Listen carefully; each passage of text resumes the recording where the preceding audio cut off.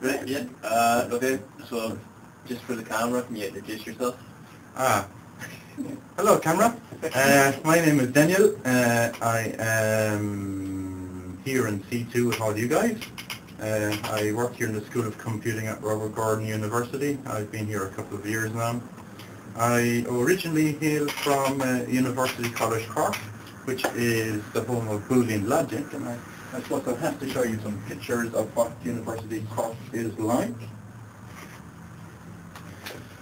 Okay, Cork is one of the Queen's University-style campuses. Let's see if we can find some pictures for you.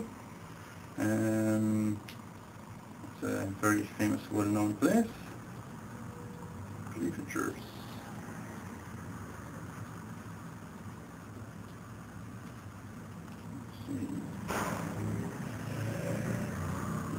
Why is it you can never find a pretty picture when you want one? Well, they're all nice pretty pictures, but there's lots of cool stories to tell. That's a good one. Okay, I suppose you'll have to edit some of this, but that's the point of it. Okay, this one here, this is, it's based on a Queen's University, so all Queen's Universities are based on a quad. So they have a green square area in the middle. And the general...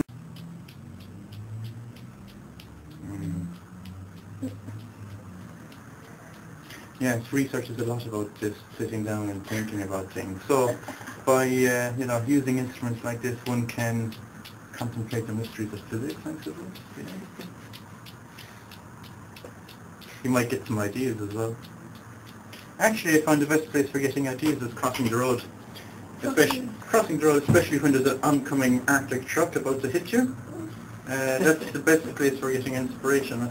I remember one time I was crossing a road, I was at a roundabout, and I was trying to figure out how I'd solve a problem for drawing a three-dimensional object, and I got my idea just as I was in the middle of the road, by a roundabout with an oncoming Arctic truck. It's really inspirational. It works fine. This is just a shot of me here. So my PhD is in the area of mobile computer graphics. I have an MSc in multimedia, and my BSc is in software development really. And I'm a member of all those various bits and bobs. So here we can see some of the places that I've typically published in or been to.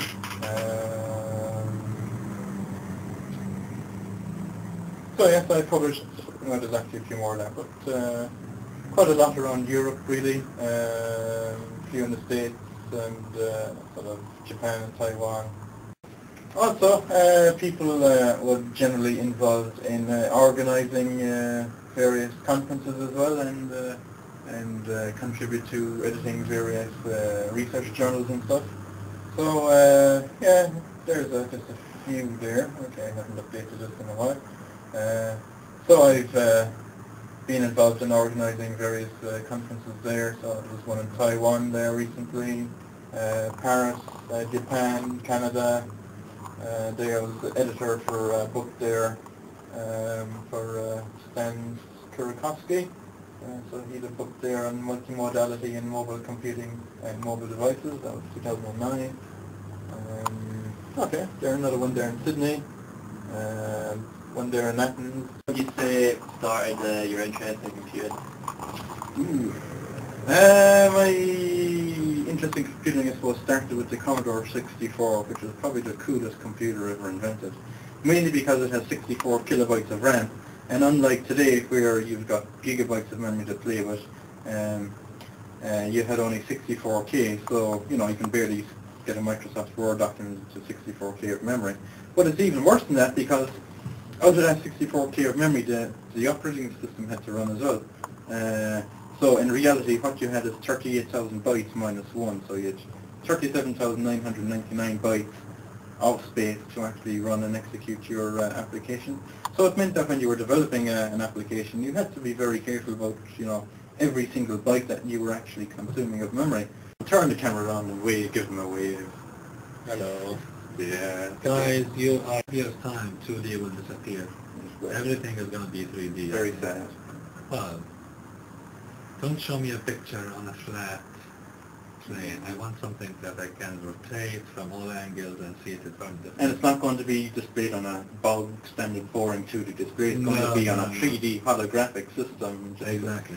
Yeah. So, just think Iron Man or... so guys, keep doing the good work. And sorry for interruption, okay? Yeah. Probably a couple of mobile phones. There's 1, 2, 4, 6, 7 mobile phones there, I think.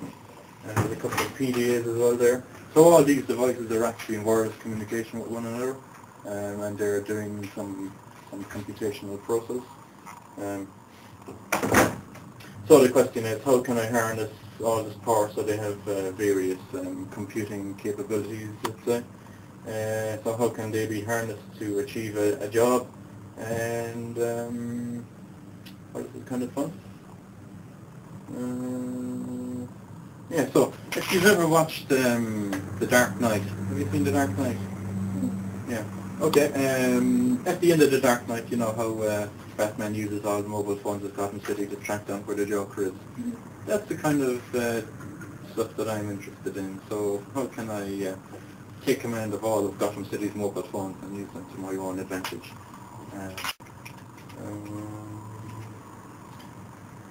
Something that's worked on before, fractal image compression.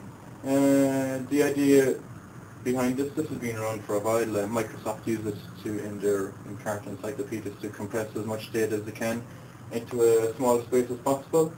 The idea of this is that many images have display features of self-similarity. So if you look at this image here, one half of the image is very much identical to the other half. So by storing just one half and an instruction that we should mirror it, we can store this in half the size essentially.